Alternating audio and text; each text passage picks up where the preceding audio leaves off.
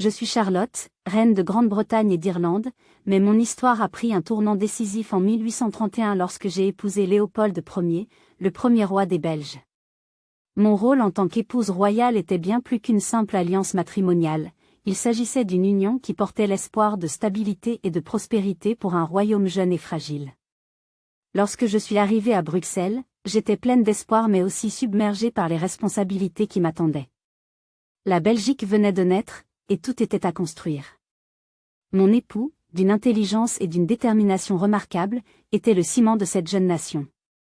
En tant que reine, je devais apprendre à incarner un symbole d'unité dans un pays divisé par ses langues, ses cultures et ses traditions.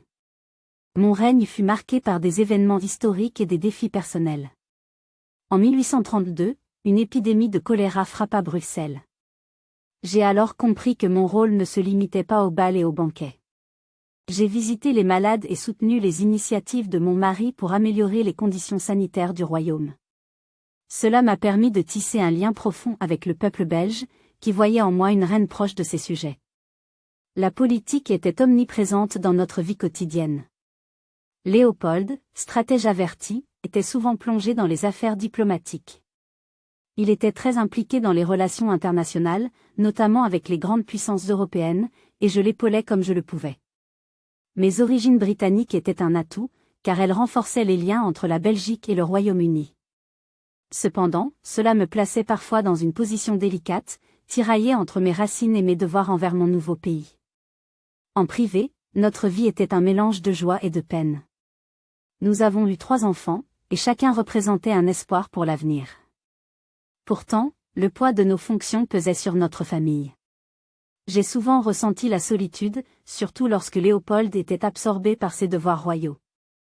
Mon rôle de mère était pour moi une source de réconfort, mais également une responsabilité immense, car je savais que mes enfants porteraient un jour l'héritage de leur père. Malheureusement, mon chemin fut aussi marqué par des tragédies. La perte de mon fils aîné en bas âge fut une blessure profonde, une douleur qui ne me quitta jamais tout à fait. Pourtant, ces épreuves m'ont appris la résilience, une qualité indispensable pour une reine. Je suis fière d'avoir joué un rôle dans la construction de cette nation. Sous notre règne, la Belgique s'est dotée d'institutions solides et a connu un développement économique remarquable.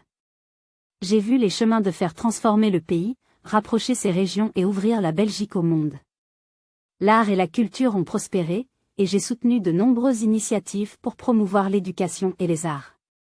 En 1865, lorsque Léopold rendit son dernier souffle, je me suis sentie vidée, comme si une partie de moi s'éteignait avec lui. Pourtant, son héritage, notre héritage vivait dans le cœur du peuple belge.